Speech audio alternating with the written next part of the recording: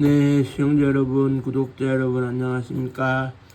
100원, 200원 후원해주시는 후원자분들께도 감사의 말씀을 드리고요. 오늘은 노래 한 곡으로 이제 시작하겠습니다. 백마강 달밤에 물새가 울어 잃어버린 옛날이 애달프구나.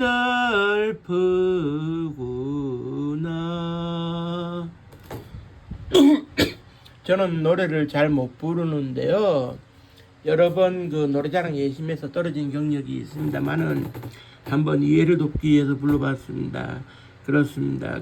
꿈꾸는 백마강이라는 1941년도에 나온 노래고요. 지금은 북한으로 가서 사망을 한 조명암 본명 조용출 씨가 이제 작사한 노래인데요. 마지막 의자왕과 삼천궁녀에 대해서 은유적으로 이렇게 설명한 노래 가사이지만 의자왕 하면은 떠오르는 게 백제 마지막 왕이고 삼천궁녀가 있었고 술과 여자에 빠져서 타락했고 660년 뭐랄까요 결국 백제를 문닫게 만든 비운의 왕이다 이렇게 되어지고 있는데 오늘은 삼천궁녀 이야기를 좀 해보려고 합니다. 일단 결론적으로 얘기를 하면 의자왕은 문제될 게 없는 왕이었다. 세간의 평과는 다르다. 이제 세간에 알려진 속설과는 다르다. 이렇게 이제 보실 수가 있고요. 왜 그러느냐 하면 왕의 이름 있지 않습니까? 우리 역사 속에 기록이 된 왕들 성왕이다, 무왕이다, 의자왕이다 이런 왕들의 호칭 그런 왕의 호칭은 예를 들어서 무왕의 경우에 내가 오늘부터 무왕이니라 이렇게 얘기를 하는 게 아니에요. 그냥 이제 폐하라고 호칭을 하고 본인은 이제 서양에서 얘기하는 짐이 어떻고 이제 내가 어떻고 저떻고 이렇게 이름이 없어요. 사실 이름이 없는데 후대의 역사가들이 왕이 죽었을 때 왕을 평가해가지고 역사적으로 평가해가지고 시호를 줍니다. 그래서 이제 무왕의 경우에는 무예할 때 무자 군사 무계할 때 무자를 써가지고 전쟁의 화신이었다라는 뜻에서 무왕이라는 호칭을 줬는데요. 의자왕도 마찬가지예요. 의자왕이라고 하면 1년 내내 의자에 앉아있는 왕이 아니고요. 후대 역사가들이 평가를 할 때 의롭고 자애로운 왕이었다 해서 의자왕이라고 붙여준 겁니다. 그러면 후대 역사가들이 냉정히 평가를 할 때 그러니까 냉정히 평가를 한다는 것은 통일 신라 시대로 접어들면서 역사학자들이 평가를 한 내용을 바탕으로 해서 의롭고 자애로운 왕이라고 하는데 의롭고 자애로운 왕이 그런 뭐라고 그래야 될까요? 술과 여색에 빠졌다는 것은 그건 말이 안 되는 얘기고요. 이렇게 보셔야 됩니다. 일단은 핵심적으로 그 당시에 분위기를 봤을 때 간언을 일삼다가 이제 옥사를 하게 되는 성충의 경우에도 군사적으로 탄현과 기벌포를 막아야 된다. 이런 군사적인 직언을 하기는 했으나 왕이 이렇게 빠져있다라는 직언을 한 적은 전혀 없습니다. 그리고 이제 뭐라 그래야 될까, 그 마지막에 이제 의자왕이 이제 체포되는 과정에서도 예식 장군이라고 하는, 예식진이라고 하는 예씨 집안의 이제 그 장군이 마지막에 성에서 살기 바빠가지고 왕을 붙들어서 항복을 선언하고 당나라에 투항을 했으니 백제의 입장에서는 역적질을 한 셈인데 그래서 최후를 맞이했던 거지. 실제로는 싸울 여력이 있었고요. 그 황산벌에서 개백의 5,000결사대가 얻어맞았다고 해도 저항할 수 있는 여력은 있었고, 그 다음에 흑치상지 장군도 병력을 이끌고 있었기 때문에 무조건 뭐 힘이 없어 무너질 상황은 아니었어요.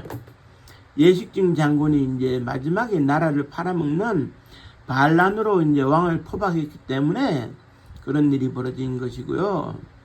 그리고 이제부터 가장 중요한 삼천궁녀 이야기를 하겠습니다. 삼천궁녀는 절대로 그 낙화암에 투신 뭐 이렇게 몇 명이 투신했을 수는 있어요. 왕을 모시던 입장에서 낙하암에서 투신할 수 있고 고란사에 그들의 영혼이 바쳐졌을 수는 있는데 삼천궁녀는 일단은 그 말이 안 되는 것이, 낙하암에 직접 가보면은 삼천궁녀가 투신할 수 있을 법한 자리가 없다는 것을 먼저 말씀을 드리고요. 그 다음으로 삼천궁녀가 그 당시에 존재할 수 있느냐 라고 얘기하면 존재가 불가능하다는 것을 이제 몇 가지 말씀드릴게요. 일단은 그 부여, 공주 이후에 그 백제의 마지막 도읍지였던 부여에 가시면은 그 부여의 도시가 얼마나 넓은지 혹은 좁은지에 따라서 아실 수 있는데, 궁녀들은 2명이 방 하나를 쓰게 되어 있습니다. 그 조선시대까지 이어져 온 이제 관습인데, 그러면 삼천궁녀가 있다고 존재를 한다면 2명이 방 하나를 쓰면 궁녀들의 방만 해도 1,500개가 필요한데 그러한 엄청난 그 궁궐을 지을 땅이 있느냐? 부여에는 없다는 얘기입니다. 그리고 삼천궁녀가 있으면은 일을 하기 위해서 궁녀복을 입어야 되는데 갈아입기 위해서 1인당 2벌을 준다면 3,000벌이 필요할 텐데 그런 옷을 만들어낼 수가 있겠느냐. 그리고 이제 그 궁녀들도 일단은 밥을 먹어야 될 거 아닙니까? 인간이 필수 칼로리를 섭취하는데 그 드는 그 백미가 한 300g 정도가 한 끼에 필요하고 하루에 900g, 이거를 이제 계산을 해가지고 이제 그 삼천궁녀가 하루에 먹었던 백미를 계산하면 하루에 900kg이 나옵니다. 이 정도로 식량을 조달할 수 있겠느냐라는 얘기가 나올 때쯤 되면 삼천궁녀는 그저 허상일 수 있겠다라는 생각이 들고요. 그 다음에 삼천궁녀가 있다고 했을 때 궁녀도 직업이기 때문에 현물을 주던 화폐를 주던 월급을 줘야 되는데 그 당시 백제 물가에 어울리게, 예를 들어 그 당시에 뭐 최저 생계비가 있었다고 가정을 하면 최저 생계비를 3,000명한테 나눠줄 정도로 그런 그 자금이 풍부했느냐, 그것 자체가 의문이라는 얘기입니다. 의자왕도 전쟁을 좋아했기 때문에 그 뭐라 그래야 될까요? 그 신라를 공격하는데 앞장섰는데 군량미 조달하는데 돈을 써도 모자랄 돈을 삼천궁녀에게 월급을 준다, 이 말이 안 됩니다. 그렇기 때문에 애초에 이제 틀린 얘기고, 그래 이제 결론은 뭐냐? 제가 자료를 쭉 보다 보니 18세기, 그러니까 1700년대부터 이제 조선의 역사서에 기록이 되는 거예요. 아무래도 의자왕이 백제의 마지막 왕이었고 나라가 망하고 그 당나라에 끌려가서 현장에서 사망을 해서 북망산천에 묻혀 있기 때문에 뭔가 그 의자왕이 허술했다라는 것을 보여주고 싶은 나머지 그때 역사학자들이나 고유관리들이 책을 쓸 때 한 3,000궁녀 정도 거느리는 것으로 간주하면 어떻게 했느냐, 그러면 정말 도덕적으로 타락한 왕이 되지 않을까, 이렇게 보여지기 위해서 이제 역사를 왜곡한 측면이 있다 이겁니다. 그리고 또 한 가지, 만일에 3,000궁녀가 존재를 한다면 1번부터 3,000번까지 순번을 매겼을 때 1번 궁녀는